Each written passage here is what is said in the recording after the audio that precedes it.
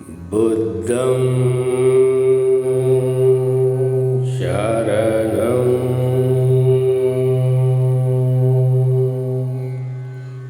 गच्छामि।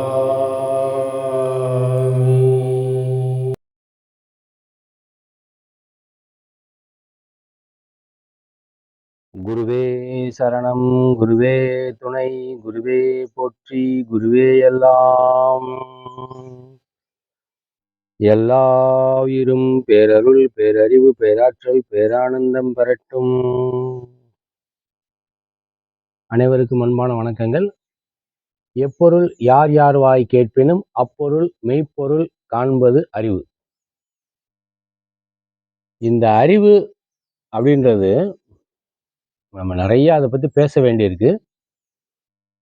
ஏன்னா நிலை இல்லாதவற்றை நிலையென்று உணரும் புல்லறிவாண்மை கடை.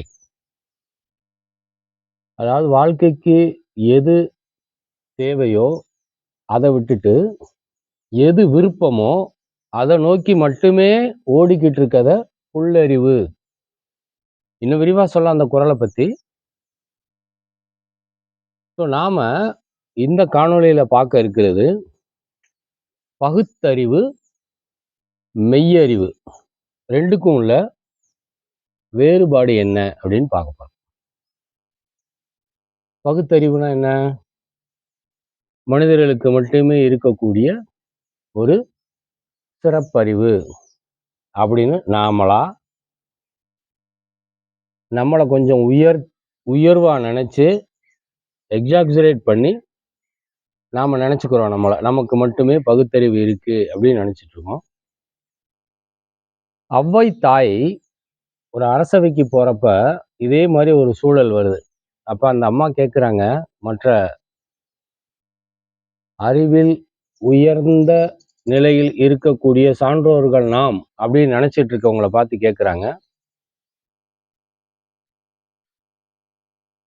ஒரு கை இல்லாமலே, அதாவது 2 கையும் இல்லாமலே இந்த தூக்கணாங்குருவி கூடு கட்டும். நீங்க பார்த்துருப்பீங்க. அழகா வயர்ல தொங்கும் அல்லது மரத்துல தொங்குற மாதிரி இருக்கும். அந்த கூட்டோட உள்புறம் குழியா இருக்கும். அதாவது அடியில கூடி தான் போக முடியும். இப்படி கூடு இப்படி தொங்குதுன்னு வைங்களேன், அதுல பறவை அடியில கூடி தான் போகணும். அடியில கூடி போனா அடியில ஓட்டை இருக்கு அப்படின்னா அந்த பறவை உள்ள தங்க முடியாது, முட்டை போட்டா கீழே விழுந்துடும். ஆனா அது என்ன செய்யும் அப்படின்னா, அடியில கூடி போய் உள்ள ஒரு பள்ளம் மாதிரி வச்சு அதுல முட்டை போட்டு குஞ்சு பொரிக்கும். அதுக்கு கை இல்லை, காலு, ரெக்கை, வாயை வச்சு ரொம்ப அற்புதமான ஒரு ஃபென்டாஸ்டிக் ஒரு இன்ஜினியரிங் ஸ்ட்ரக்சர் அது. Right, okay. தூக்கணாங்குருவி மாதிரி கையில்லாத தூக்கணாங்குருவி கூடு கட்டுற மாதிரி நம்மளால கட்ட முடியுமா அப்படின்னு அந்த அம்மா கேட்குறாங்க. அடுத்து திரவம் இருக்கு பாருங்க. திரவத்தை அந்தரத்துல தொங்க விட முடியாது. ஆனா தேன் கூடு தேனை அந்தரத்துல தொங்க விடுது. நம்மளால முடியாது. ஹனிகோம்ப் அப்படின்னு ஒரு அற்புதமான டிசைன் பண்ணி அதுக்குள்ள அந்த மெழுகு வச்சு அதுக்குள்ள அந்த தேனி ஒரு திரவமாகிய தேனை சேகரித்து வச்சிருக்கு. நம்ம அறிவுக்கு இன்னும் அது புரிபடவில்லை. அது மட்டுமா, நம்ம வேலை பார்க்குறோம் ஒரு இடத்துல, நம்ம வீடு ஒரு இடத்துல இருக்கு. நமக்கு தேவையான பொருளை வாங்குறதுக்கு மார்க்கெட்டுக்கோ சந்தைக்கோ அல்லது வேற கடைக்கோ காம்ப்ளெக்ஸ்க்கோ எங்கேயோ போய் வாங்கணும். இந்த மாதிரி நம்மளுடைய தேவைகள், அதாவது உணவிற்கு தேவையான, ஊதியத்திற்கு தேவையான விஷயம் கிடைக்கணும் அப்படின்னா வீட்டுல இருந்து ரொம்ப தூரம் போகணும். ஆனா அந்த அம்மா கேட்குறாங்க, சிலந்தி பூச்சி சும்மா வீடை கட்டி உட்காந்தா போதும், அதுக்கு தேவையான இறை அதுல மாட்டிக்கிறோம், அதை சாப்பிட்றோம். அந்த அளவுக்கு உன்னால,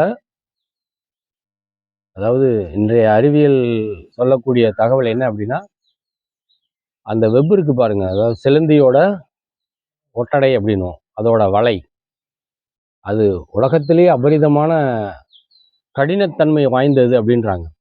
அதை பத்தி பெரிய அளவுல ஆராய்ச்சி போது நம்ம அதுக்கு போகலை. ஸோ சிலந்தி மாதிரி உங்களால வீடை கட்டினோம்னா அங்கேயே சாப்பாடு வந்து கிடைக்கிற மாதிரி, ரெஸ்ட் எடுக்கிற மாதிரி, எல்லாமே கிடைக்கிற மாதிரி பண்ண முடியுமா அப்படின்னா உங்களால முடியாது. நீ சிலந்தி பூச்சியை உடை சிறியவன் அறிவில், தூக்கணாங்குருவியை விட அறிவில் நீங்கள் சிறியவர்கள். அதாவது நம்மளை, சாதாரண மனிதர்கள். தேன்கூட்டை விட அறிவில் நாம் சிறியவர்களே. எதுல? பகுத்து அறியும் அறிவில் நாம் சிறியவர்களே. பகுத்தறிவு இல்லாம அந்த அளவுக்கு அதால கட்ட முடியாது. அப்புறம் அபார்ட்மெண்ட் கட்டியிருக்காங்க பாருங்க. இதை வந்து கரையான், ஈசல், அது வந்து அந்த காலத்திலேயே, அது தோன்றிய காலத்துல இருந்தே அபார்ட்மெண்ட் கட்டிட்டு இருக்கு அப்படின்றாங்க. அது இல்லை அப்படின்னா நம்மளால வாழ முடியாது. ஸோ அவ்வளவு பகுத்தறிவு, சிறப்பறிவு இருக்கக்கூடியவை இந்த நாளையும் சொல்றாங்க. எது? தூக்கணாங்குருவி, தேனி, சிலந்தி பூச்சி, கரையான். ஒரு அழகான பாட்டு இருக்கு, எனக்கு பாட்டு ஞாபகம் இல்லை, அதோடைய பொருள் மட்டும்தான் ஞாபகத்தில் இருக்கு. நல்ல பாட்டு. அப்போ இவ்வளவு பகுத்தறிவோட நம்மை விட, ஏன்னா நமக்கு பிறந்ததுலேருந்து ஆள் தேவைப்படுமே, நெருக்கதியாக தானே இருக்கும் பிறந்த குழந்தை, மனித குழந்தை. அறிவில் நம்ம எவ்வளவுதான் உயர்ந்தாலும் பகுத்தறிவில் நம்மை விட அவை உயர்ந்திருக்கின்றன. எதை சாப்பிடணும், எவ்வளவு சாப்பிடணும், ஆடுக்கு தெரியும், மாடுக்கு தெரியும், கோழிக்கு தெரியும், எல்லாத்துக்குமே தெரியும். நம்ம அந்த அறிவை கொஞ்சம் இப்போ குறைச்சிக்கிட்டு வரோம். எதை வேணாலும் சாப்பிடலான்ற அளவுக்கு நம்ம ஆயிட்டோம். ஸோ பகுத்தறிவில் நம்மை விட பூச்சி, வண்டு, விலங்குகள் அனைத்தும் அறிவில் உயர்ந்தவையே. அவ்வளோ ஏன் போகிறோம்? மரம் இருக்கு பாருங்க. இந்த மரமானது மேலே பார்க்க நமக்கு தண்டு, கிளை, இலை, பூ, காய் தான் தெரியும். அதோட வேறு வழியா, அதாவது பாலைவனத்தில் இருக்கக்கூடிய தாவரங்கள் தண்ணீருக்காக தன்னுடைய வேரை 5 கிலோமீட்டர் தூரத்துக்கு வந்து நீட்டிட்டு போகுமா. அது உணவிற்காக மட்டுமல்ல, ஒரு மரம் அடுத்த மரத்தோட தொடர்பு கொள்வதற்காக, ஏன்னா எல்லா மரத்தோட வேரும் கீழே இருக்கே, அதுக்கு அதுதான் மூளை. அது என்ன செய்யுது? ஒரு வேர் மூலம் இந்த மரம் இன்னொரு மரத்தோட தொடர்பு கொண்டுக்கிறது. இது இந்த பிளான்ட்ஸை பற்றி நீங்கள் நிறையா ரீட் பண்ணீங்கன்னா தெரியும். பெரிய அளவில் ஆராய்ச்சி ஓடிட்டு இருக்கு. ஏன்னா நாம் தாவர ஜங்கமத்தில் ஒருவர். தாவரத்துல இருந்தா நம்ம வந்திருக்கோம். நம்மை விட அவர்கள் வந்து தாவரங்கள் அறிவில் உயர்ந்தவர்கள். பகுத்தறிவில் நாம் இன்னும் பரிணாமத்தில் தான் இருக்கிறோமே ஒழிய உயர்நிலை அடையவில்லை. சரி, இது பகுத்தறிவு. இது எதை சாப்பிடணும், எப்படி சாப்பிடணும், என்ன வாழ்றோம், ஏன் வாழ்றோம், எதுக்கு வாழ்றோம், பிறப்பினுடைய நோக்கம் என்ன, இது மட்டும் இல்லை, இதை கடந்து நிறைய விஷயங்கள் இருக்கு. பகுத்தறிவு பற்றி விரிவாக நம்ம வந்து ஆன்மீகத்துக்காக இந்த வார்த்தைகளை, மெய்யறிவையும் பகுத்தறிவையும் புரிஞ்சுக்கிறதுக்காக, ஆன்மீகத்திற்காக மட்டுமே இந்த காணொலி போடுறோம். ஏன்னா பகுத்தறிவு பற்றி பேசினா நிறைய பேசலாம். அது புலன் சார்ந்ததா, புலன் கடந்ததா, இது ஒரு பெரிய டிபேட் நடந்துச்சு. நம்ம அதுக்கு போக வேண்டாம். நம்ம ஸ்பிரிச்சுவலுக்காக அதாவது நம்மால் ஆவது ஒன்றுமில்லை. எப்படி? நல்லா புரிஞ்சுக்குங்க. நம்மால் ஆவது ஒன்றுமில்லை அப்படின்னு புரியுறதுக்கு சில பல ஜென்மங்களும் ஆகும், அல்லது 50, 60, 70, 80 வயசும் ஆகும். அதுவும் அப்பயும் புரியுறதே கஷ்டம். நம்மால் ஆவது ஒன்றுமில்லை அப்படின்னு புரியுறது. அது புரியும் பார்த்தீங்களா? அப்படி புரிகிறப்பதான் ஞானப்பாதையின் முதல் கதவு திறக்கப்படும். ஏன் அப்படின்னா, என்னால் முடியும், என்னுடையதால் முடியும், நான் எதையும் சாதித்து முடிப்பேன் அப்படின்றது நான் ஒன்லி ஸ்பிரிச்சுவலுக்கு மட்டும்தான் பண்ணுது. மெட்டீரியலுக்கு நான் பேசலை. அதுக்கு வேற, அது நான் எனது அப்படின்னு இருந்தால் தான் ஜெயிக்க முடியும். நான் வந்து அடுத்த நிலைக்கு, அதாவது நல்லா வாழ்ந்து உயர்நிலை அடைந்து புலன் சார்ந்த அனைத்து ஆனந்தங்களையும் அனுபவித்து இதுக்கப்புறம் என்ன இருக்குன்னு தேடுவோம் பார்த்தீங்களா, அந்த நிலையிலையாவது நம்ம உணரணும்.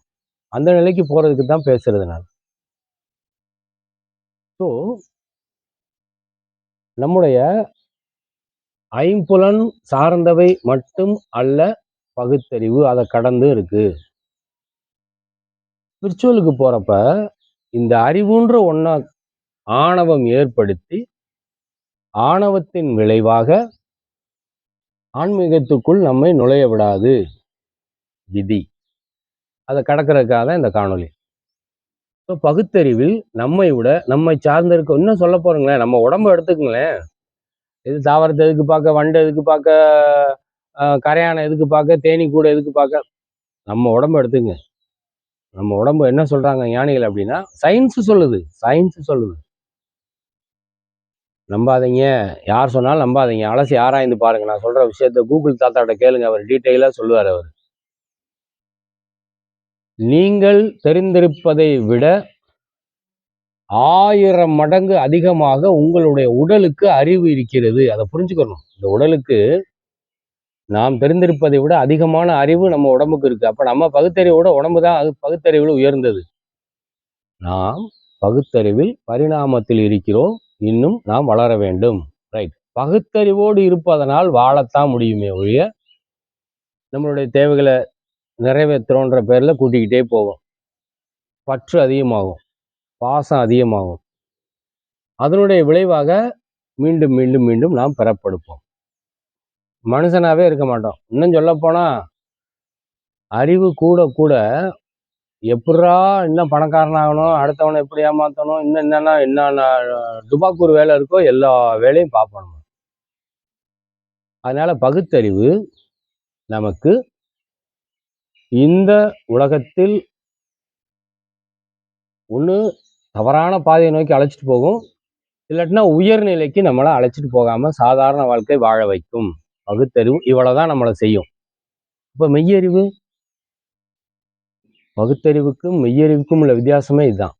பகுத்தறிவு இந்த உலகத்தில் நம்மை வாழ வைக்கும், அடுத்த நிலைக்கு போக விடாது. பிறப்பு எனும் பேதமையை கடப்பதற்கு, அந்த செம்பொருளை காண்பதற்கு பகுத்தறிவு உதவாது. அப்ப நீங்க அனைத்தையும் கலட்டி கீழே போட்டுட்டு நிர்கதியா நிக்கிறப்பதான் உங்களுடைய உணர்வை நீங்கள் உணர முடியும்.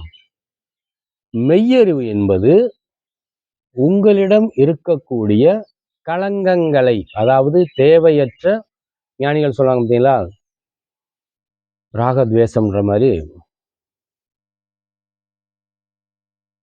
மதம், மாச்சரியம், ஒரு 6 விஷயங்கள் சொல்லுவாங்க.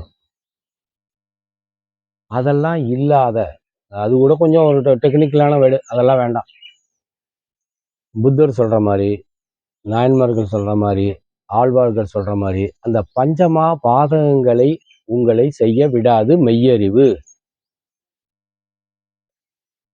எந்த உயிருக்கும் தீங்கு நினைக்காத, உங்க மனதில் இருக்கக்கூடிய களங்கங்களை நீக்கி எல்லா உயிரும் இன்புற்று வாழ்க அப்படின்ற ஒரு நிலையை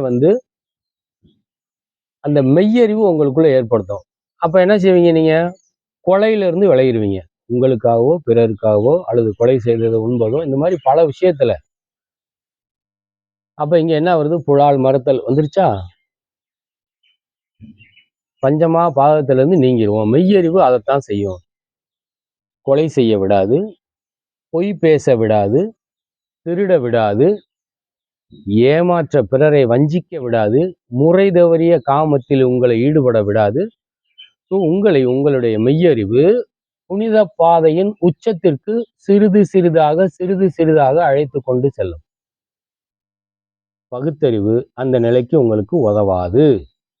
நாம் பகுத்தறிவில் பரிணாமத்தில் இருக்கிறோம். இந்த உலகத்திற்கு தேவையான பகுத்தறிவையும் வளர்த்து கொள்ள வேண்டும். இதற்கு அடுத்த நிலைக்கு செல்லக்கூடிய மெய்யறிவையும் நாம் வளர்த்து கொள்ள வேண்டும். மெய்யறிவு எனக்கு தோன்றதை நான் சொன்னா மெய்யறிவு அப்படின்னு அர்த்தம் இல்லை.